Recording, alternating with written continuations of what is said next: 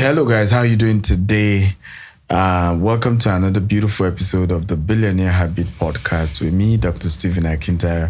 And today I have one of my favorite people in the world. I probably call him my first ever mentor in life and probably my best friend because I really don't know how many things I can't tell him. Or he doesn't know. And of course, ladies and gentlemen, welcome Mr. Olumide Akintayo. Thank you. Alani Olu. Yes, Alani Olu. Very powerful. My billionaire brother. Farmer, where do we start this podcast from? Let's just pick it up anywhere. Yes. So I will start with our childhood. You were the prodigal son.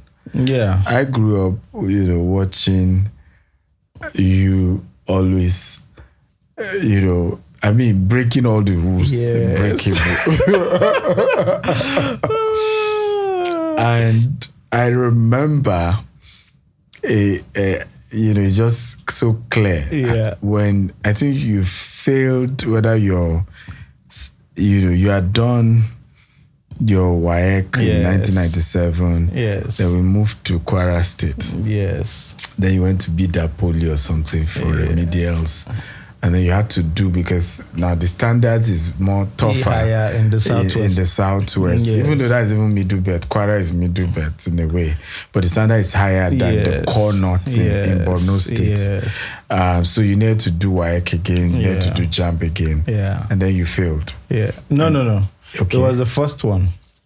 So the first ever I did was 96, 97. Mm-hmm. That was my WAEC. And it was, I tell people, it was very, very interesting. I had lots of F9s. So I had 2 credits and 1 pass. Hallelujah. So the first credit was in Hausa language. The second credit was a Christian religious knowledge.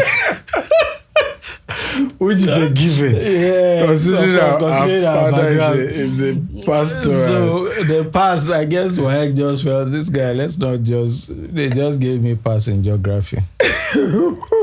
So I went to the Polytechnic in Maiduguri there, the Math Polytechnic. Yeah. Then they allow you that, okay, you go and write WAEC again, but you get admission. Okay. So when you get your papers, you now fix it. So it was Ramat I went to. Then we now moved to Kwara State. And I needed to, it was too far. It's not like now that there's communication. In those days, you can't reach. There's no email, there's no phone. Mm-hmm. This mobile phone came 2003. Mm-hmm. I'm talking of 1997. 98. Mm-hmm. Okay, so even reaching from Maiduguri to Kwara was just new. So mommy wanted me to just come down. So, but here you must have your papers. So I had to go to Bida to rewrite. Of course, I cleared my papers at that point. But there was an encounter I remember where it was an altercation between you and my dad. I don't know. It should be the first one. But because it was in Jeba actually. And I remember, we were your recruits. And, always players. Exactly. Yes. And I will never forget it. And for me, it was important because it's how one of the leadership lessons I learned from you, where you were like, look, the horse in front that fell, is supposed to correct the younger ones. And rather than you flogging and say daddy was just being unreasonable, you were honest with us to say, look, I messed up as well. I mean, my parents may be too hard on this, but I messed up. And it's wisdom that you guys don't repeat. Yeah, my mistakes. I will say that's one of the first leadership seeing you know, of course, I've also seen you do a lot of bad things that I'm not proud of. Yeah. And I will spare you that on this podcast.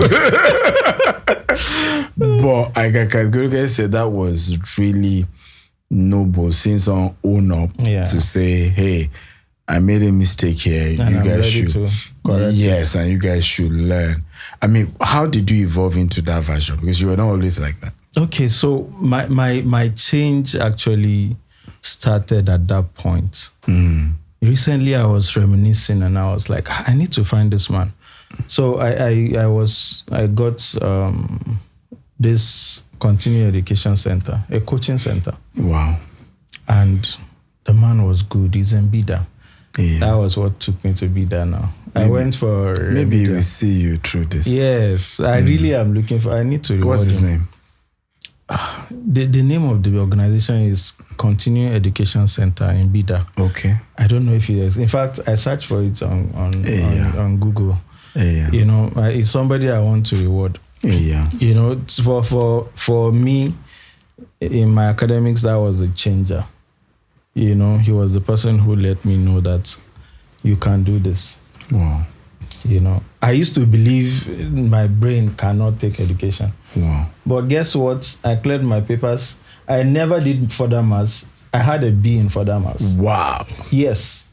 And because of that place, till I finished university, I never read my maths-related courses until it's exam time. You were that good in maths? I was that good. If you see my transcript, any maths-related course, if I had a B, it's a fail. I'll probably print my transcript. If I had a B, it's I didn't do well. It's usually A, B, A, and I don't even read. You know, so that was the game changer for me. And then the second game changer was in the university when I became born again. Okay.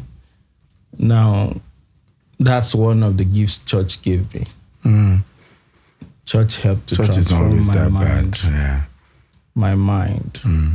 You know, and I'll give it to two people who laid foundation for me, Bishop Oyedepo and Pastor Sam Adewale. Reverend Sam. Okay. So I was in the university. I was new, born again, and one of my neighbor was a Daystar member. Then there was cassettes, not CDs. It used to be cassette. She had lots of his cassettes. You introduced me to Reverend Sam. Yes. So luckily, he's also on radio. In the morning, we had this red lamp that is cassette player also that we used to use in those days. So I would listen to him Gen on radio. Zs don't know what we're talking I don't know. I would listen to him on radio. I'll hear his cassettes, you know, and Bishop Oyedepo's cassettes. I didn't forget the two ones. I mean, I ate those cassettes. Bishop's own was Launch Out into the Deep for a Catch. That's the title. Launch Out into the Deep. It was that. Say, there's the core message of is that there's nothing in the shallow waters. If you want the best in life, go deep. You know. So I probably listened to each more of those cassettes for more than 1,000 every time I visited you, I'm it's telling just you, it was on over. continuous repeat. Yeah. I just needed my mind, you know, and Shattered. then from there I began to read books on leadership, and you know, I tell people the me then and the me now. If you know the me then, we are two different people. True. I'm telling you. So that's one gift I can say the church, the Pentecostal church gave me. Renewing of my mind. Renewing of my mind. For my academics, I owe it to that coaching center. But for my life, the core principles that define who I am now were given to me because of the church. So I always talk about one of the experiences that I can remember way back that made me to hate poverty. How my mom would take me to her neighbor to borrow money because I'm going back to school, boarding house, she want to buy groceries, she want to pay school tuition. And they will look at her from head to toe. And I know you know those neighbors. Yeah, of course. And then at the end of the day, they will still not give her the money, tell her she's, and then and I will be fighting her, just pissed off that, see, you've embarrassed us now. They still didn't give you the money. And, why do you do this? And so looking at all those experiences, I knew I can't just be poor. But for you, what was your own story about? I mean, I've never said this anywhere in public before, but I think this is a good opportunity for me. So I tell people the inheritance I got from my parents were not tangible things, intangible things. Okay? Because my dad has nothing. Okay, for my dad was my biggest motivation. Me too. To be let's hear his version. My biggest motivation. Until date, I'm speaking to live camera. No woman can tell you I've collected a dime from her. I as a rule, you don't collect money from women. Because of my dad. I'm telling you. Producer, say why? Because the truth was that I saw how not to be a man in my dad. So I learned what not to do from him. Okay. And my dad wasn't that. I know, most times I just felt my dad was an intelligent man. That's what people. The most intelligent man I've ever met. You, my dad started succeeding in his 20s. Yeah. Very young. He started making good money early. But somewhere, and that's another issue I had with religion again. Yes. So even though religion had given me certain things, but there were certain things it took from me. Yeah. So it was when he embraced religion that he now became the version of him that we didn't like. God called him. And then he left the responsibility of the home to the woman. So the woman had to do more, which was probably why she died very early, and that's another story. But the day I swore to be rich, I came home. I was a fellowship leader on campus. But part of the reason was because I was always on fellowship. So people thought it's because I love church so much. It's because even during break, I'm on campus. I'm in the fellowship. You're not going home. Because there was nothing to go home for. There was nothing to go. So I rarely go home. And thankfully, my mom is very faithful. Yeah. She sends me my monthly stipends. Yeah. Anyhow she can. So I'm fine in school. May I so rest in peace. May I so rest in peace. But at some point, maybe when the school is about to resume, I'll need to go so that, okay, these are the things we need for the new session and all that. So, and there's no phone. So people need to understand, it's not like now, there's no phone. You just have to travel. If you needed to get something done, it's either you travel or nothing. So this particular day, I came home and this man, the moment he saw me, he started panicking. And I was telling mommy, your children are here. As if he's not my father. They are here now to pack all the remaining money. You remember we have needs in this house. We have needs in this house. So don't pack all the money and give to him. And I was hearing. For me, it was just, this man, I don't even want to come home. You don't understand. I don't want to come home. It's just necessary. If you see me at home, it's because it's necessary. And that was why after my NYC, I didn't go home. I started my life after NYC. I never came back home. Okay? So I was just pissed off and he was monitoring. What do you want to give me? And you see, and we need to buy this one. He started giving the woman list too. As if he's also a student like me. And after the whole scenario, I just got pissed off. I picked my bag and I left. I remember that day, I got a bus going to Ilorin from Jeba, and I sat in the front. And my heart was just heavy. Yeah. And I just swore, I said, this money, I will make this money, but I'll make it legally. Yeah. That was the clause. And that was it for me. That's growing up, it wasn't easy, it was tough. I've had reasons to get cheaper ways to make money, but that clause, I always said, I'll make this money and I'll make it legally. Yeah.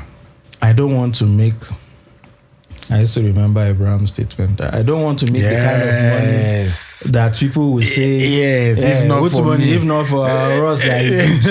So I'm very conscious. Yeah. Recently, a lady gave me an offer that some people will transfer money to my account because we do big volumes in our business. So that they will transfer some money. They are politicians, so they will bid contract and they will. So I will now transfer it out. They will give me commission. You know, the person was pressing. Just all you need to do, just present your bank account. You know, it was tempting. But I said, I didn't do it when I was small. Exactly. It's not now. I mean, what do I want? Yeah. You know? So at that point, when we were going on that journey, I swore. And that was it. I decided I was going to give it all. And even though I had failures, every time I fall down, I will rise up again. I'm telling you, I will rise up again. Yeah. We have that in common. We are doing not too badly. We are doing not too badly. Wow. You know, one of the another encounter I will never forget was my mom that died, and your wife was pregnant. We were all in the same house. Yeah. The only house my mother had, and I think it was like going 2 days we had not eaten. Yeah. And you know, poverty has a way of giving you creative ideas. So you had come up with brilliant idea. You had a friend who has a vegetable farm. Yes. And you had this concept, okay, I'm going to dress in suit. I will take, you know, what we call a bag, you know. So apologies for derogative word of Ghana must go. Ghana must go back. And then you were going to be putting vegetables there. And then since in Ota, there are a lot of factories and they have big cafeteria, you know, you're going to go to each of them to convince them you want to sell vegetables to them, graduate in suit with selling vegetable. I came up with, of course, I was going to be going to 20 schools, trekking to 20 schools in Ota to sell bulk SMS. I had my strategy. And I mean, what was going through your mind in that entire experience? So there was something you said before that trended many years ago. Okay. That you can't be two things at the same time. Yes, poverty and pride. You can't be poor at the same time. So permit me to remix it. Please, remix it. You cannot be poor and not have mouth. You can't. You can't have the two together. If you don't have money, at least have mouth. Okay, and it's my message to young people. Yeah, you know, most times young people. I'm passionate about young people. It's true. You know, our life is a proof that you can start from nothing. See, nothing. I can tell you, nobody can stand today and say, if not for me, for this boy. Yeah. Nobody. I'm saying it's life. So we had nothing. And thankfully for mommy. Yeah. You know, my mom, you know, our house, you are much like mommy. Yeah. God bless her. So we picked lots of her traits. Yeah. My mommy is the one that embraces everybody, but she makes sure she doesn't take us to anybody. We always... We manage whatever we had in the family. You know, like people send their children to one family to take care of. We never had that. But others will come. Even with the little we had. Yes. Once you don't mind what we offer you, exactly. Our house is open for you. You can sleep anywhere. You understand? We can. I think at some point we're 8 in one room. Several everywhere. Because it was a 2-bedroom. We sleep on single sitters. This is our bed. So our furniture is always bad. Okay, so back to that point. Yeah. You know, for me, do you know the farm guy? I didn't know him.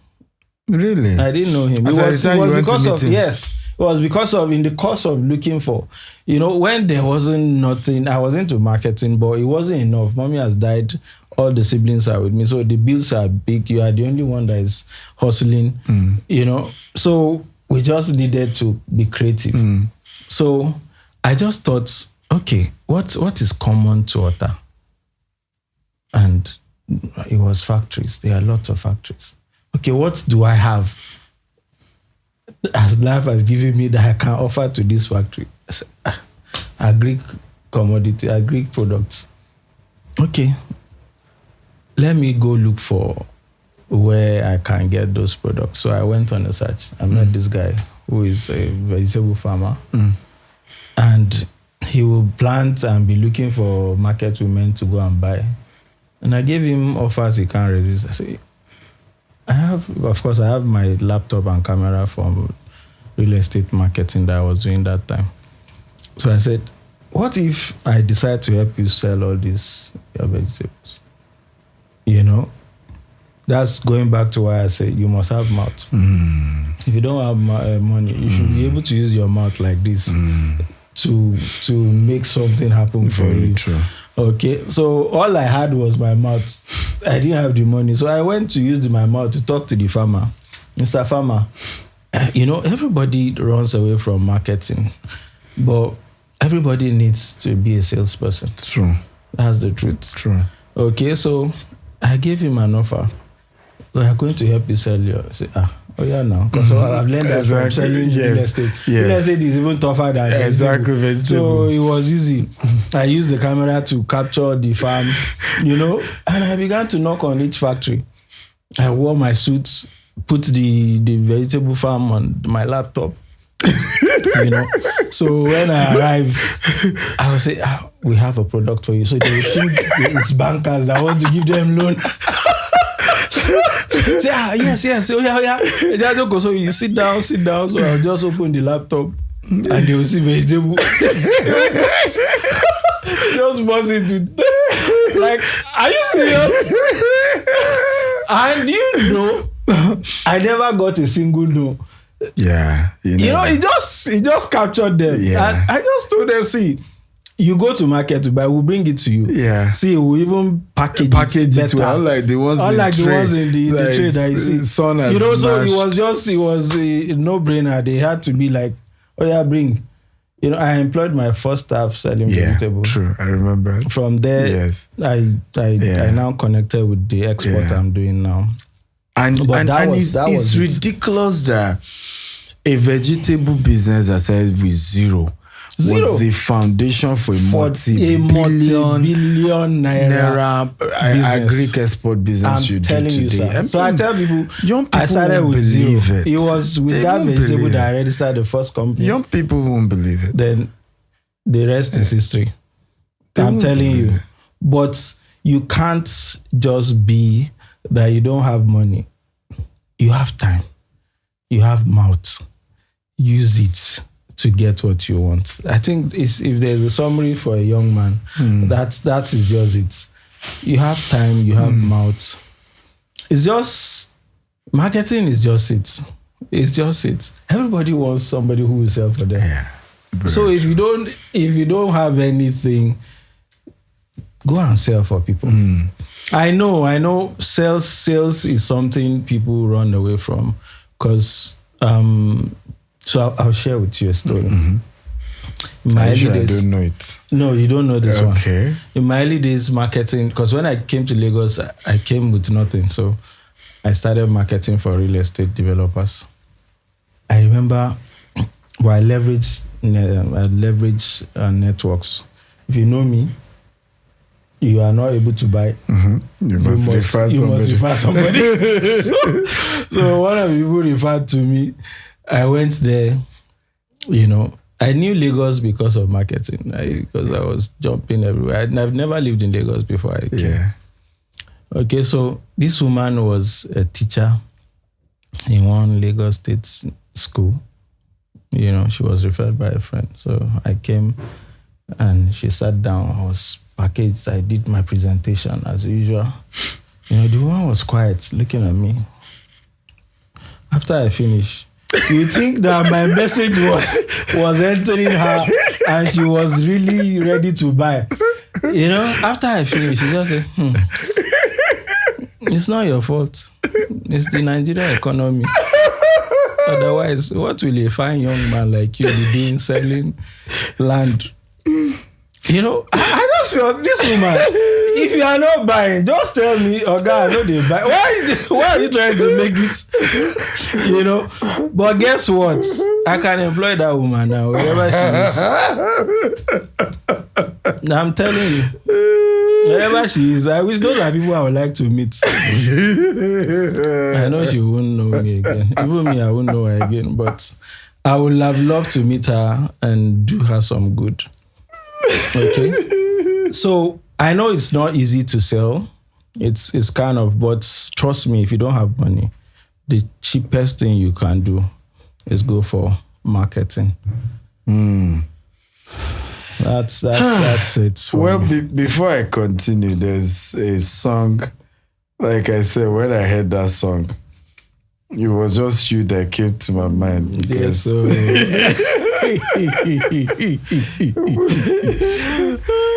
because I just knew this is my brother. I wonder why you are not the most famous in my family, because you are fun. Okay, I'll tell you why. Why? The truth was that somehow. So let's hear the song. That's the song.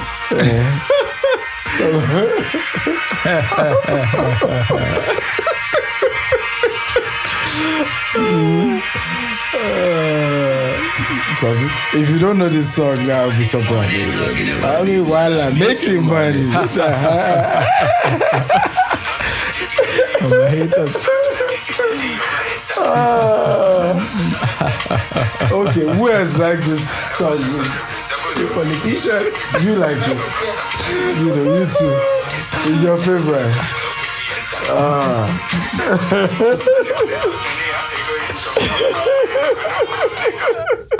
When I heard the song, I said, this is my brother's kind of song. In fact, I've made up my mind that before you leave today, they will play the song, you and I will dance with it, and it will be what I'll post on social media.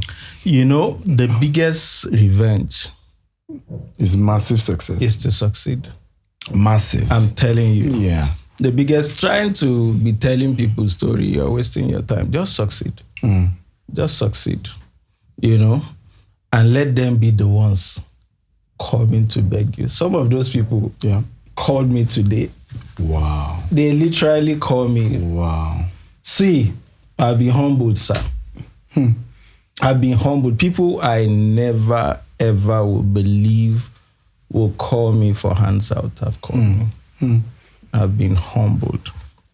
You know, I just feel this life is so fickle. I'm telling you, if you know what is in this person that you are messing up like this, you will take him for lunch. I'm telling you, you want to be on his good side. Okay, so the song is just nostalgic. It just tells me this is the best way. I'm not going to take it easy. I've not even started. I'm telling you, we are going to rock this world. The world will know that people like us came. True. I'm telling you. True. You know, in those days, my Dr. T.D. Jakes used to say, I wish there are more people like me. You know, the world needs to have people like us. True. Many more people like us. People who will, regardless of what life has thrown at you, regardless of what life, you can decide to take life as half full or half empty. It's up to you. You can take those lemonades and turn them to those lemon and turn them to lemonade. Everybody has an excuse. Everybody has reason not to succeed in this life. Everybody. That's my story. Everybody. That same excuse that you are giving, somebody used that same excuse to become who he is. True. For some of us, failing is not an option. See, if anything happens tomorrow, I'll still rise up. I'm telling you. Will still rise up, because that's the best way to pass message to those people. Let them be seeing you and be hating. Now they are no longer hating, they are calling for hands out. We want, and I will make sure I give. Really? I will make sure I give. that part. I'm telling you. I like that part. As a rule, I will make sure I give you. you might feel it's not enough. Yeah. But I'll give you. If you call again, I'll give you. I have one of those people who really told me literally, say, you can't succeed like this. So. You can't succeed. He felt I'm too religious about my approach to success. Yeah. Doing it by the book. Yes. Doing legitimately. Yes. And that, it just feels, this guy, you have exactly. to, you have to be dirty. Yes. See, it's possible to succeed clean. My business mentor's first business name is called Clean Slate. I like that. Yes, that's his first business name. It's called Clean Slate. I like that. I'm telling you, he's one of the few people I've seen. He's just very, very. Is it the one that visited his house with you? Visited his house with you? Have we been to his house together? Yes, I think a long time ago. Yes, that man. Yeah. That man though is very, very private. Yes, he is. Extremely private. One of my sessions, I'm sure you will see this, because one of my sessions with you in Ghana, he had to call me and say, you see, it was powerful teaching. But you see, those money side be removing them. Don't be. I'm sure you will see this. You still call me and say, I saw what you said. I said, you see, don't just say it's somebody else. And I told you, I said, see, for us, it's a battle between good and evil. Yes, it is. Why is an average young person wanting to be a Yahoo boy? Yeah, exactly. Because they are ready to flaunt it. Is marketing it better. Yes, he's willing to tell you. It's my message to most of my friends now. Let's market it. Those of us who want to do it legitimately, let's market it well. Yeah, that's why I support what you are doing. Yeah, I'm telling you, let's market it well. Yeah. So let's win more converts also. Yeah. It doesn't mean sharing flyers. It's a war between good and evil. Mm-hmm. Letting people know that you can succeed in this same Nigeria by the books. Yeah. And the other guy, you understand? So that's what it is for me, really. It's about helping people to. So that's why I came to, I'm a private person. But you had to influence me to start. Well, we are trying. And it's because of this is my reason. Yeah.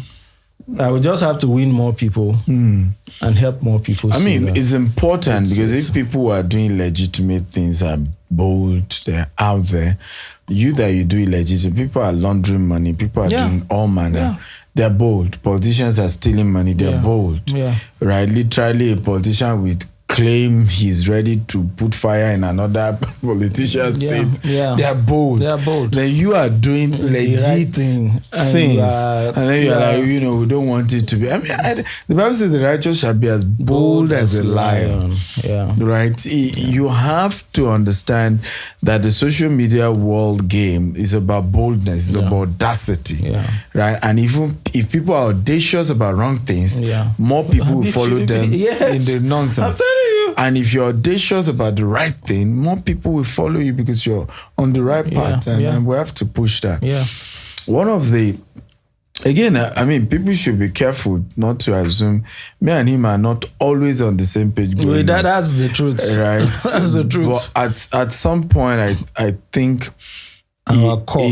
Our core got us a lot more closer and closer. And I want to mention one of those experiences where my respect for it really rose, and it became why in family meetings I'm like very much in support of your decisions.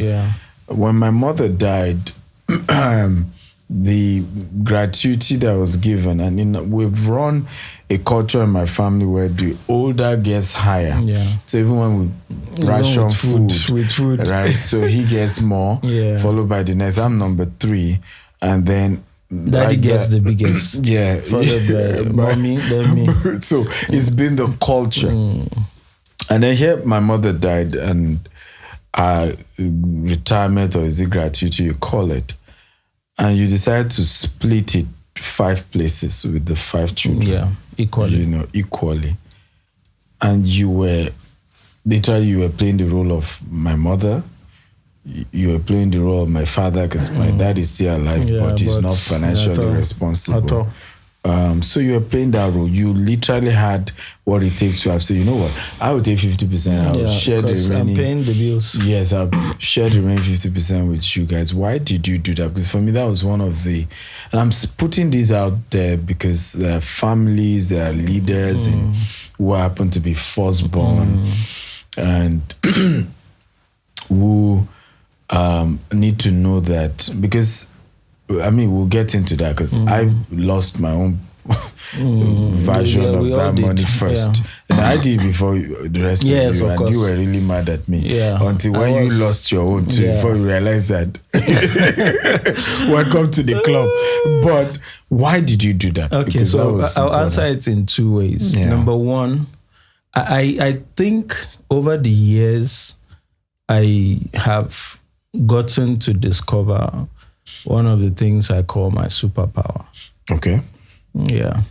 It's my ability to be very, very, I think I have a very strong financial integrity. You do? It's because as I go in business, I discover people struggle with it. So I decided, I think this is a superpower. Let me just embrace it. Okay.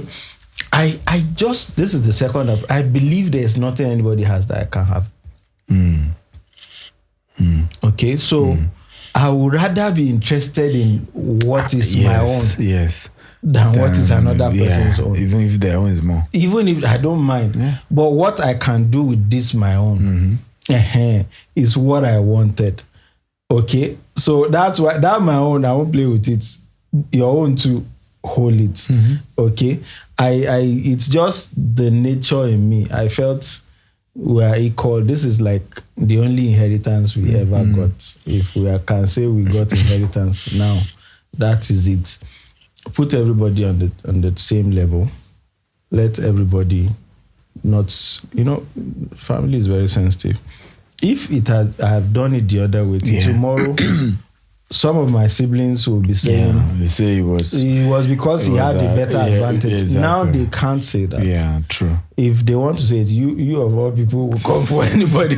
Okay, so I think it's because of that gift that I call take somebody's things doesn't enter my eyes. Yeah, it's just one funny thing. Was that something we were taught by my mom or my dad? Because most of us have that in the family. Not all, but not all. But at least you and I share that. Yeah. We just don't get moved by it. At all. It doesn't matter how much. At all. I can't, and sometimes I wonder whether it was. You can show me $20 billion today. If it's not my money, you know the funny thing? Just don't. As we are sitting now, a heavy money can enter this place. Yeah, my account now, and nothing will change in my lifestyle. I won't because of that. Go and buy one shoe. You won't know one shoe. You won't know because it's just. So that's why I call it superpower. Because over the time I've learned to see that. And as I go further, that people are struggling with it. Okay? And that is one. Number two is that as leaders, we must learn accountability. Yeah. It's one of the things that I feel our people in the North lack. Most of my business in the North. I tell people why did most of the statistics that says Nigeria is poor, most of those statistics from the North. Yeah. And why poverty thrives in the North is because the people in the North don't hold their leaders accountable. True. Some of the richest people in Nigeria are in the North. That's true. The kind of money that is in the North, we don't have it in the South. Very true. I mean, it's almost my home now. Very true. Okay, but their elites are wise to use religion. So they give most of those preachers big money. Just preach to them. Let them be contented.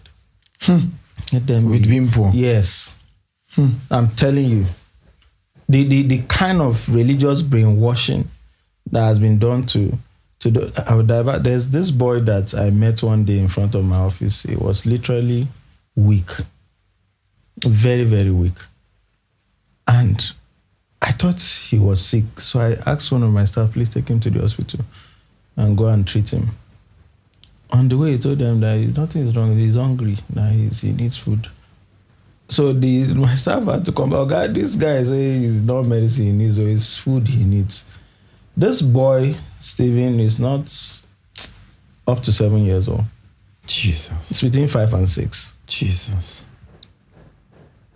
He's fending already for himself. So from that day on, I decided, okay, I'll adopt you. Every day you will eat from me. I took him to a restaurant, say feed him every day, and send me the bills monthly. So I did that for year 1, year 2. The third year, I just felt, this guy, is he how he's going to continue? Exactly. Just eating. Okay.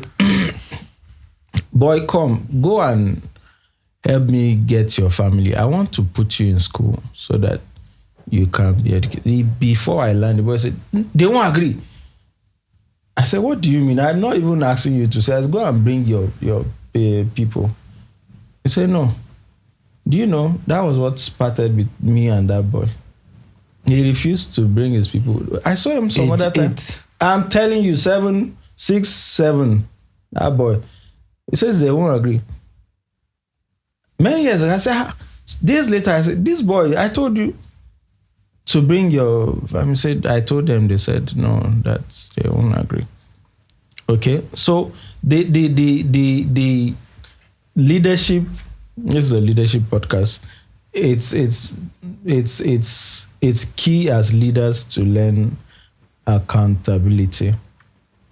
And if our leaders are not accountable, we need to hold them accountable. That is when revolution will happen in the northern Nigeria. The day the northern youths, you see what happened? This protest, what it cost some of us in business. You know, when you were saying it, as I am now, I'm supposed to be extra busy. But because of that protest, of course, most investors will not come. Nobody will want to do business. Let's watch the country now. Okay? But the truth is, it's one of the things we don't have from the north, that I just have to know that when you are a leader, what my mommy had, I'm responsible for it.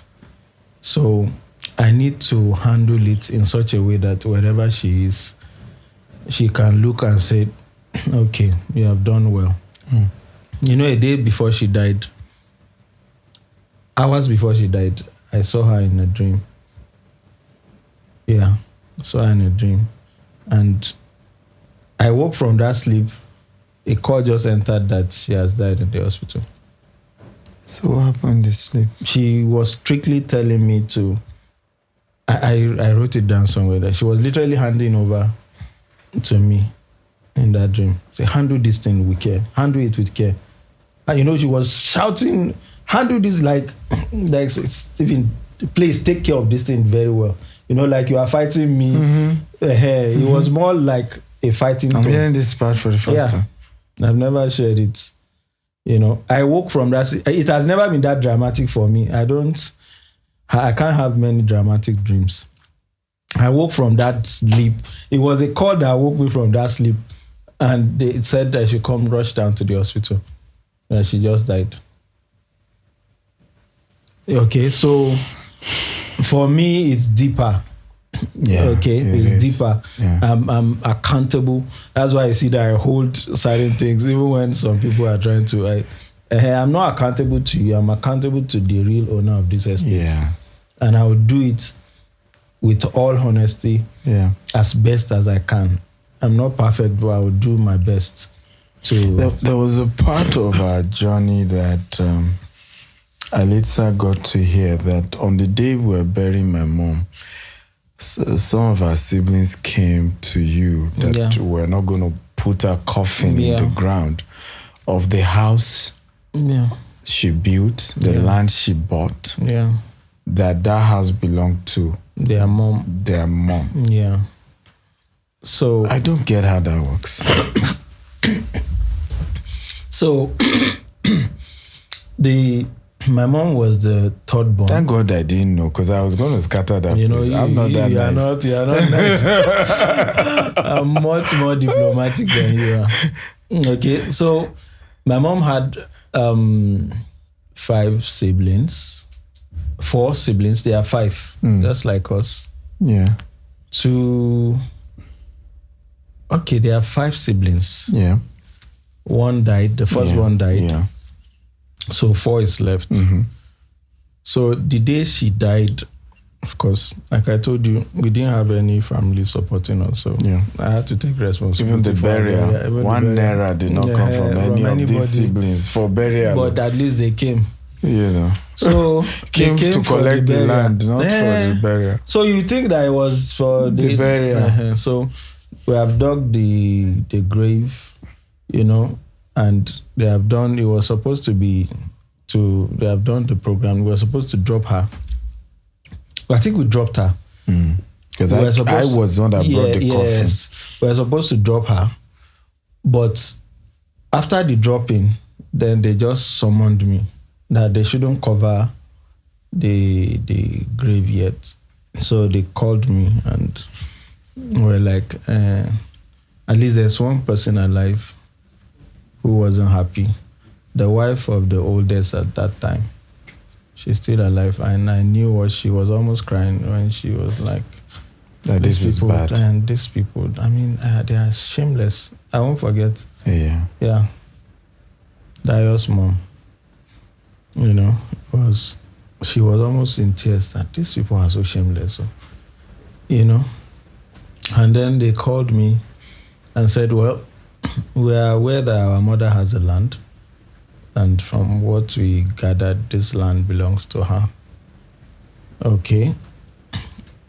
And this is another message for those of us, because we are there now. Yeah. That as your children begin to grow, begin to expose them to what you do. Yeah. Let them know. Yeah. The truth was that the documents of that land had been with me since 2002, 2003. And she died 2009. Yeah. It was just one day, the way she walked out and down. She just walked out. My mother is a strange woman. My mom is the most hardworking woman, I can say it boldly, I've ever met. Hardworking, tireless. We probably, myself and Steven probably picked that part of her. Yeah. Tireless woman. She came in, very tired, that day, that night, and just said, that's not a property. This is the survey and the receipt, the original receipt.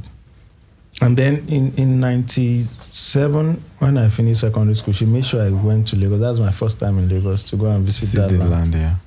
So this one was this just one plot of land. Just a plot of bought land. For, I think, 18,000 or 8,000. 8,000. 8,000 naira. It was many years ago.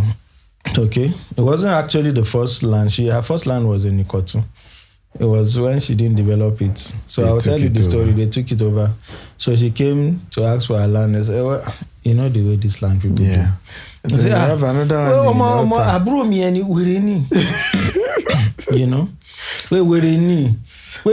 They are together. Forget. They plan it together. So they compensated family, from Ikotun to Tongota. Yeah. So they now give her that one. So that was what necessitated. Now I felt, okay, this one now, let me put this skeleton building there. Yeah, now put her sister. Her sister has been struggling with rent, before. Yeah. Come and stay here. So that was how the story happened. So I know all the story. I'm privy to everything. So when they said, I just smiled. I said, is it that one? No problem, I'm coming. Just wait for me. And I went to service with those papers. The only asset I had on me is those documents. I always move around with it everywhere. I went to NYC with it, and I came to Lagos. I came with it. It's always at a hidden place in my bag. Under. I always hide it somewhere. I just went. I opened my bag, brought it. What name is this? Oh, okay. Say, but they said our mother has a land. I said, no problem. There's this land my mommy bought. I had to clear them because I'm also aware of that in Ogumosho, because I schooled in Ogumosho. She said, okay, she wants to build this half plot. She wants to build a house for her mom. Her mom was alive then. Yeah. So that the woman will come and retire there, because she was staying in this sort of land with her sister. Yes. So, okay, she will build this one, but she was not able to build it till she died. I know who was in care of that land, even though that document was not with me. She kept it with the guy that was in care of the land. So I just no problem. Did the document have her name or her mother's name? I never get to see the document, so I can't say. But what I got to know was that when I later got to know that one later, that when they left my place, all of them went straight to Ogumosho to go for that land. To go and collect it. To go and collect it. And that they borrow money from the guy to change the name on the document to another name. So that eventually told me it wasn't their hair. But, you know, it was just the only way I could so you know, something to appease them. You have to give that another. Yeah, something that I know was okay. This was half plots. I just had to negotiate that part and say, okay, you people take this one. This one is more important for me than that one. It's not even. Could you believe that people can be, and that's why for me I gave you kudos for, you know, being able to share our mother's inheritance equally among 5 siblings. Because if we see what our own siblings did to us and did to her in her death. I'm telling you, in her death. In her death. We have to give you kudos. In her death. You know, nobody, even after she died, nobody. That's why I could say that, and nobody can stand up today or tomorrow and say, if not for me, for these children. Nobody. Because even after she died, we didn't see anybody. No. So, now people, I get feedback, comments on social media from some of those siblings how I'm being accused of not taking care of the people who literally, I don't understand. See, there's nobody. And I'm like, I don't know you. There's nobody that I don't do for. I don't know. You are the first son. And I'm just saying. And thank God you're also very successful. Nobody can they hold should leave you. Me out. Nobody can hold you. They should leave it's me the family. out. Somebody's doing it on behalf of the family. That's what is important. So you can't say that this family is not doing for you. You can't say. You might say Steven, but Steven is not even available. How many times are you in Nigeria? I don't know. The me that is always around, there's no time. I don't do. I do from time to time. So. And it's not a function of whether you aimed it or not. Yeah. But it's the right thing to do. So we are doing it. It's what mommy would have done when she's alive. Kudos, she was serving all of them when she was alive. To you. You understand? You know. So, and even in her death, we are still servicing those cross that she was carrying. That's the truth. My argument is I'm busy with my immediate. Right, when I'm done with my immediate, I will pray and consider the extended. You can't. You go ahead and be doing the extended. You can't even satisfy everybody, my brother. Even if you are doing, it will still not be enough. True. I think the law is that just do your best. Because, like Reverend Sam said, you are not El Shaddai. You can't meet everybody's need. What is important is that I think I learned that from Winners Church. Winners will tell you, no matter how much, just give the person and pray for the person. That this will be the last time you will be begging for money. Yes. You know, so they will this money will multiply in your hands. In the name of Jesus. So I do that a lot. We will give you. You can say it's not enough. And sometimes, depending on how I feel, your request is annoying. I'm good at giving some money that will caution you to think twice before you come again. I'm telling you, I'm very good at that. You can ask, and I just feel, because people ask me for some ridiculous things. Sure. I've had people, family, his wife got to have a baby and is in the hospital, just delivered. And you came to meet me that, My wife just put to bed. I said, congratulations. So give me money to go and release her in the hospital. I said, am I the one that helped you impregnate your wife? In our family, we could be blunt. Yes. I said, okay, wait. How much do you have from the money? That time, it was just 10,000. How much do you have from this 10,000? He said, nothing. So that was when I said, am I the one that impregnated? And you had 9 months notice. 9 months notice. 9 months notice. I said, pregnancy is not what happens overnight. You had 9 months notice. There are certain things you can't ask me. I'll just look at it. If I give you something, you will know. I just want to dismiss uni. Because you had 9 months notice. House rent is 12 months notice. You understand? I just told him, I said, I'm sorry. I handled him.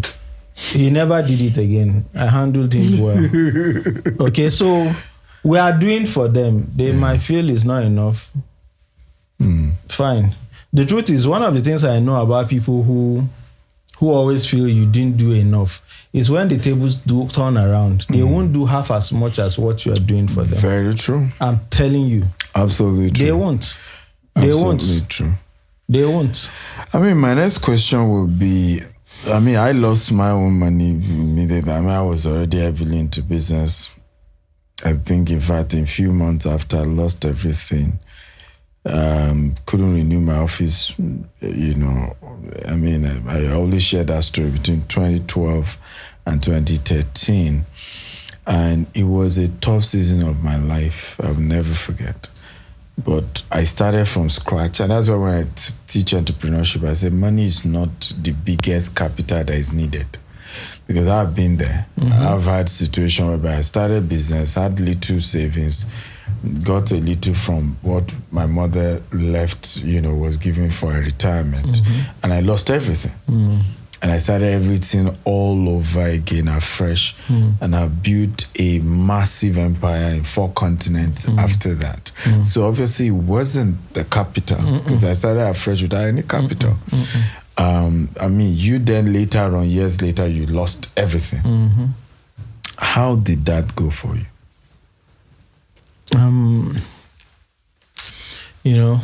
As you grow in business, you understand there something you were saying 2 days ago about if you succeed in Nigeria, it's gonna be easy for you to succeed in many other places. True. Because there are many things as an entrepreneur that you're fighting against. Yeah.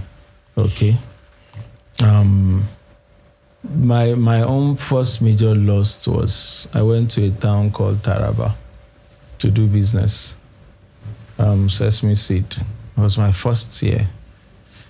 And, and this guy, in those days, we deal with cash a lot. That's another story. We deal with a lot of cash, so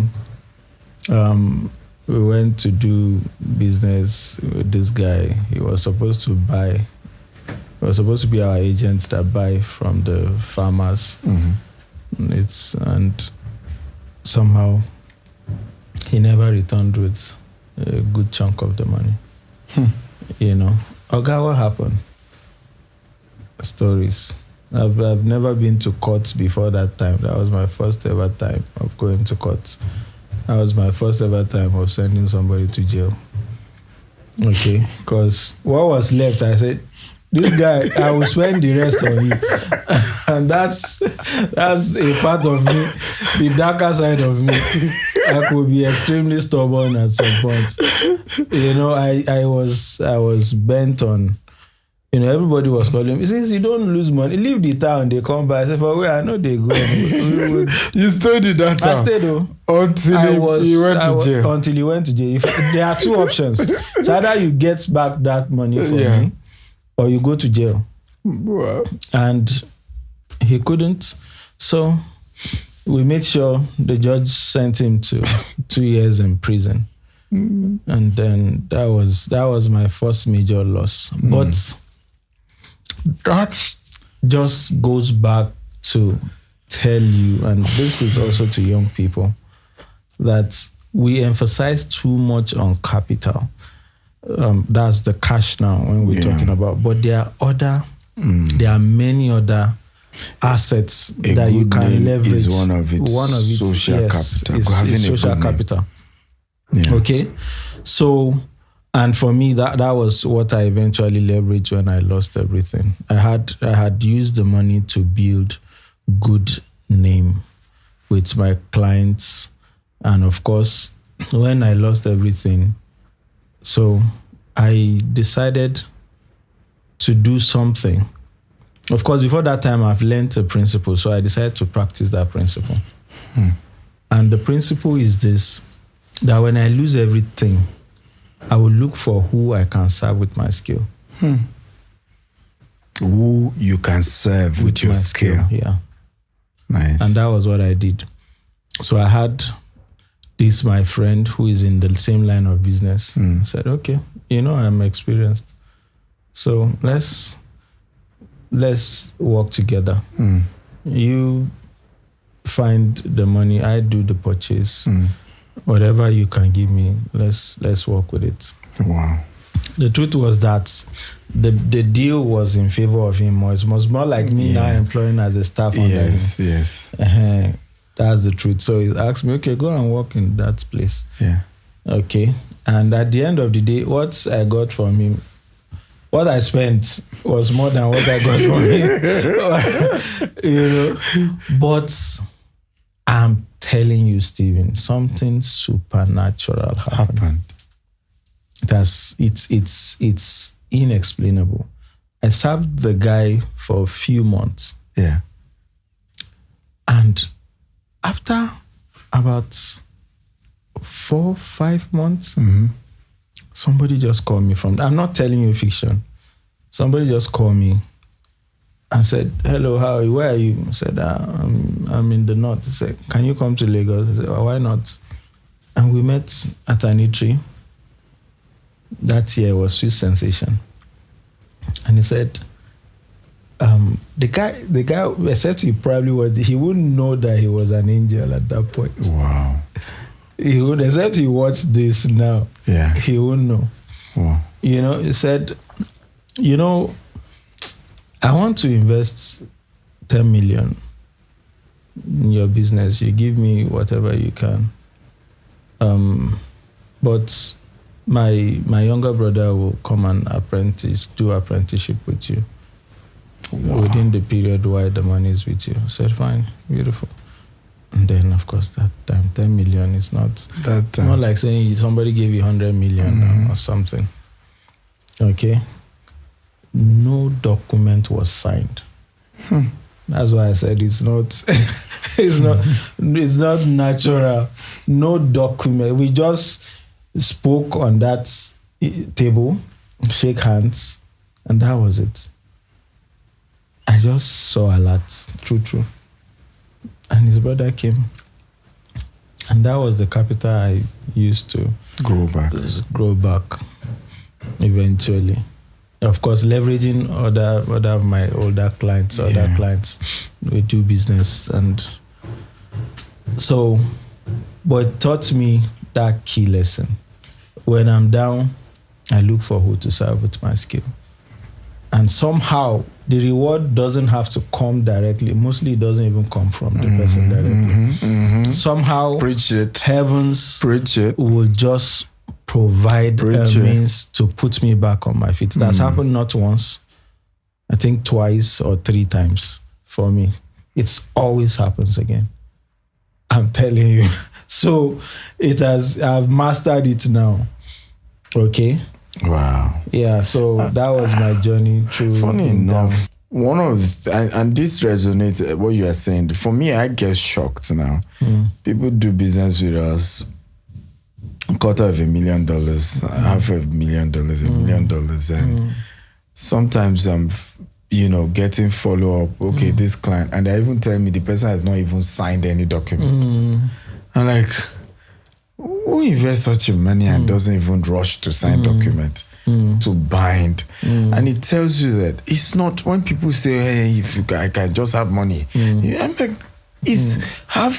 Integrity. How about that? I'm telling you. Let people know that you do everything possible in your power to keep to your words with them. I'm telling you, sir. It will take you far. 2 things you must never lose as a young man. Like I say, I'm passionate about young people. If you don't have capital, have skill and have integrity. You go far in life. True. I'm telling you, have skill to trade with. Absolutely. Then have integrity, because that's one problem. Sometimes we meet people who have skills. But no integrity. No integrity. Or integrity, no skill. Or integrity and no skill. Yeah. So you must find a way to balance those two. If you have it, I'm telling you, you don't need any capital. In wrapping up, I want us to talk on this not giving up, because, if you ask me, one of the gifts I got from my dad, because for me, the lesson I learned from him quitting business and going to religion was that he had a challenge with his business, and instead of reinventing, he believed it was because he wasn't serving God enough. That's why he was having business challenge and then quit. So it made me literally mad on just being consistent. If life brings me down, I'm going again. And I'm going again. Stronger. Then I'm going again. Deeper. Stronger. Like I am mad. And I know sent. Right? I'm focused. I know where I'm going.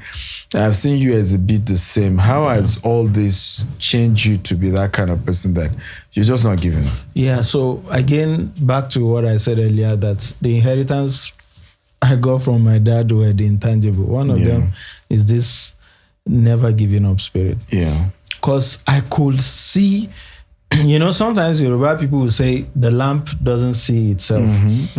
I could x-ray his life and look on a neutral perspective and see that, this will have been, it was a defining moment in his life. True. That if he had handled well. And let me tell you what happened. He got successful. He's into construction, building construction. So he gets contracts. I took after that. Yes, he gets contracts. I don't do contracts. Yeah, he gets contracts from the north. In those days, the northerners were not that exposed. Okay, so it's people from the south that goes to take all the contracts. So somewhere along the line, their political elites began to taking their contracts. Begin to say. In fact, I had one saying where one of them said, "Let's begin to groom our own people to do it." So they rather give the contract to the northern guy. You can be under him now. Okay, so that was the change that happened at that point.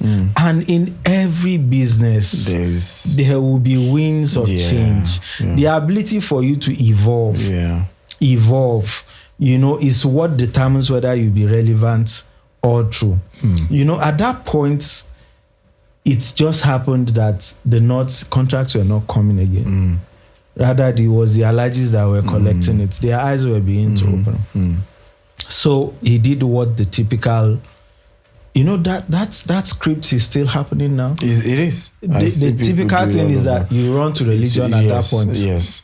He said, so he now remembered. The idea is witches from village. Yes, or somebody that was saying, you never make it. Yes. So in the place of going to religious, somebody told him that, this was not actually originally what you were supposed to be. Exactly. God has called you to be ministry. Hallelujah. For him.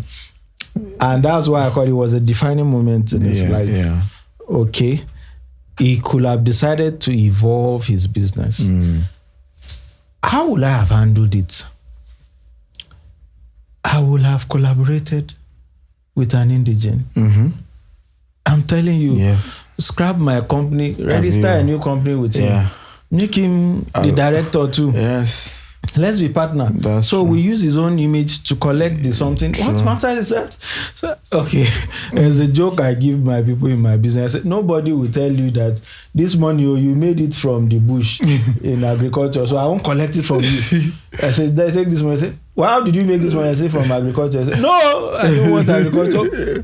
Once it's clean money, people will collect it if you give it. Yeah. And what matters is that you got the results. That's true. You know, but he went the religious way, and we suffered serious. You know, if Stephen is telling you that we suffered, you people cannot fathom. I'm telling you, you can't fathom. I don't understand. You can't fathom. You can't fathom. I mean, the us that you see now, we had to recreate ourselves to be who we are now. The poverty has killed our morale and our self-esteem and everything, you know. So he took us into deep, because the woman could only do so much. She had her siblings banking on her. She had her own children. She had her husband to take care of. He's now the man in the house. She's now the one that goes to work. My mom is so hardworking. When she falls sick, doctors say go and sleep. That all you need is rest. She gets home. My mom will only sleep 1 hour. She has gone out. She's that tireless. She will be at work. They will say there's an opportunity to travel. There's an allowance. So somebody else is supposed to go. She will say, let me go. I'll go. Just so she can make the bills complete, you know. So I saw all that, and for me it was just a motivation that I see that if your destiny is what Papa, I think I learned it from Bishop, the law of absolute responsibility. Yeah, that whatever becomes of your life is 100% your responsibility. Mm-hmm. You will not succeed until the day you take 100% responsibility. That you know it's either it works or it works. Mm-hmm. It's either it works. Mm-hmm. There's no two way about it. This thing will either work or it works. If we fail, we'll redo again. We'll review what didn't we do right. What do we need to do right? And then we recalibrate, and then we launch out stronger. And that's how we have gotten to where we are today. It's not because we didn't fail. It's because we refuse to stay down. Every time we fall down, we reinvent ourselves and launch out stronger. There are many things that originally we are not wired to do, but we just have to pick up some skills so that we can achieve. That's reinventing yourself. You can decide to stay and keep complaining the government is not okay. Do you know what I observed, Stephen? In the last 2-3 years, I have never seen the kind of real estate developments in the States where I do business like I've seen in the last 2-3 years. What does that tell you? Despite the so-called... Yes. That's in the midst of the so-called economic downturns.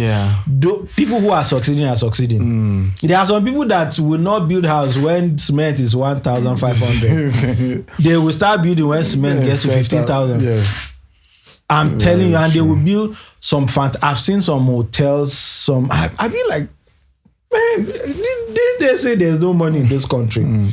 Okay, so it's you recreating yourself, reinventing yourself, and telling yourself it's either I succeed or I succeed. Generations and destinies are tied to your success.